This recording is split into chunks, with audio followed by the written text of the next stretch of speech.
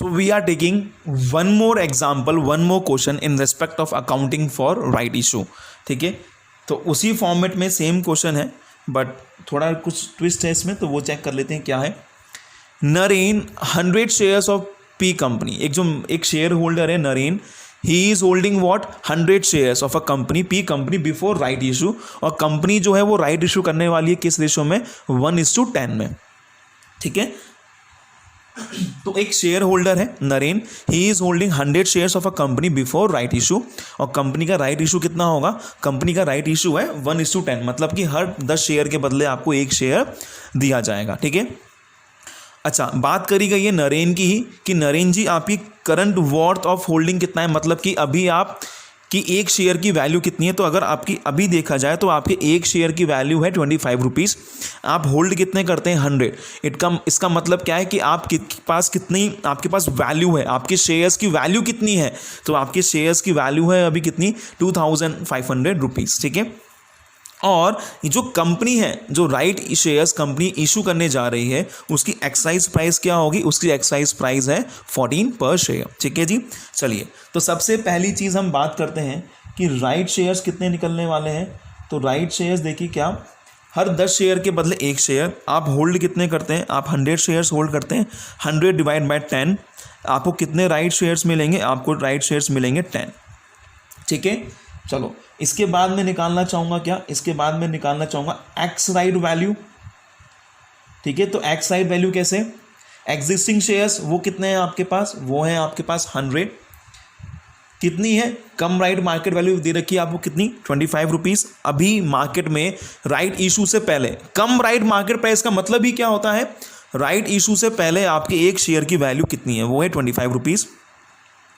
ठीक है जी, फिर 10 रुपीज़ पर शेयर, 10 शेयर्स, हर शेयर के लिए आप कितने रुपीज़ देंगे 14 रुपीज़, एंड डिवाइडेड बाय कितना 110, 100 प्लस 10. ठीक है, तो इसको अगर हम सॉल्व करें तो कितना हो जाएगा 2500 plus 140 divided by 110, 2640 divided by 110. अगर हम इसको सॉल्व करें 2640 डिवाइडेड बाय 110 को, तो अमाउंट कितना आएगा, तो अमाउंट आ जाएगा आपका ₹24 पर share. It means what, it means कि एक्स राइट वैल्यू कितनी है, एक्स राइट वैल्यू है 24 पर शेयर. अब हम बात करते हैं वैल्यू ऑफ राइट की. ठीक है जी, तो इसके लिए हमने कहा था कम राइट वैल्यू, कम राइट मार्केट प्राइस पर share minus x right value पर शेयर. तो कम राइट कितना है 25, एक्स राइट कितना है 24, मतलब वैल्यू ऑफ राइट कितना है ₹1 per share. This is all what we have calculated. ठीक है, अब हम फिर से वही केस डिस्कस करते हैं तीनों. मान लीजिए नरेन जो हैं वो क्या कर लेते हैं, वो एक्सरसाइज कर लेते हैं शेयर्स, अगर वो मतलब जो उनको राइट मिला है अगर वो उस राइट का यूज़ कर लेते हैं, उसको वो एक्सरसाइज कर लेते हैं, तो ये क्या करेंगे, तो कंपनी को ये पे करेंगे, यस और नो. अच्छा अभी की बात कर लेते हैं, अभी जी आप कितने, अभी आपकी होल्डिंग कितनी है. ठीक है, तो अभी की अगर हम बात करें तो आपके पास 100 शेयर्स हैं, एक शेयर की वैल्यू है 25, मतलब कि क्या आपके कितनी होल्डिंग्स है आपके पास, या आपके शेयर्स की करंट वैल्यू कितनी है मार्केट में, तो वो हो गई कितने की 2500 की. ठीक है जी, चलो अब आप क्या करेंगे, ये हो गया बिफोर इशू. अब आप क्या करेंगे जी, अब आप कंपनी में जब राइट शेयर्स एक्वायर करने जाएंगे, कंपनी ने इशू कर दिए, तो आपको शेयर्स कितने मिलेंगे 10, और आप हर शेयर के कितने रुपए पे करेंगे कंपनी को 14 रुपीज़. तो इस अगर देखा जाए तो आपने कितनी पेमेंट करी कंपनी को आपने पेमेंट करी 140. इट मीन्स व्हाट, आपके पास आपके हिसाब से टोटल कितना आ रहा है 2500 पहले 140. अब आप कह रहे हो कि मैं 2640 रुपये का क्या हूँ, मालिक हूँ. ठीक है, अब चेक कर लेते हैं, अब आपके पास शेयर्स कितने हो गए 110, और कंपनी के एक शेयर की वैल्यू कितनी है, कंपनी के एक शेयर की वैल्यू हो चुकी है अब 24. तो इसको जब आप चेक करेंगे तो ये भी कितना आएगा, ये भी आएगा आपका 2640. क्लियर, तो इसमें आई थिंक कोई प्रॉब्लम नहीं होनी चाहिए. अब बात करें सेकंड केस की. सेकंड केस क्या है, अगर जो नरेन है वो अपने राइट को क्या कर देते हैं, अगर मिस्टर नरेन अपने राइट को रीअनाउंस कर देते हैं, मतलब किसी और के नाम पे कर देते हैं, तो अभी की बात करें तो उनकी होल्डिंग कितनी है जी, मैं 100 शेयर होल्ड करता हूँ, मेरे एक शेयर की वैल्यू है 25, तो जी मैं कितना, मेरे शेयर्स की मार्केट वैल्यू अभी कितनी है कुल मिला के, वो है 2500 रुपये की. ठीक है, अब मैंने क्या करा है, अब मैंने जो ये राइट है वो किसी और के नाम पे रिनाउंस कर दिया है, ठीक है जी। तो ये मेरी करंट है। अब मैंने जो मेरे बिफोर इशू है ये, अब मैंने मेरा राइट जो है वो किसी और के नाम पे री अनाउंस कर दिया है। इसका मतलब क्या, इसका मतलब जिस बंदे के नाम पे मैंने री अनाउंस करा है वो मुझे कितने रुपए देगा, तो मेरे पास 10 शेयर की वजह से उसको 1 शेयर मिल पाएगा। तो जो राइट है मैं कितने शेयर्स पे लूँगा, पूरे 10 शेयर्स पे। वैल्यू ऑफ राइट कितना था आपका 1 रुपीज़। इसका मतलब इस बंदे से नरेन के पास कितने रुपए आएंगे, कुल मिला के 10 रुपये आएंगे, यस और नो। और ये बंदा कंपनी को कितने पे करेगा, 1 शेयर के ये बंदा पे करेगा कंपनी को कितने, 14 रुपीज़ प्राइस है, तो वो 14 रुपीज़ पे करेगा। क्लियर। चलिए अब ये हो गया इशू हो गए शेयर्स, ये शेयर्स इशू हो गए, ये हो गया हमारा इशू का टाइम। अब हम बात करते हैं कब, अब हम बात करते हैं आफ्टर इशू। आफ्टर इशू की अगर बात करें तो जी नरेन के अगर पॉइंट ऑफ व्यू से देखें तो नरेन के पास अब शेयर्स कितने हैं, ऑब्वियसली आपको जो राइट था वो आपने एक्वायर ही नहीं करा है, तो आपके पास अभी भी कितने शेयर्स हैं, 100।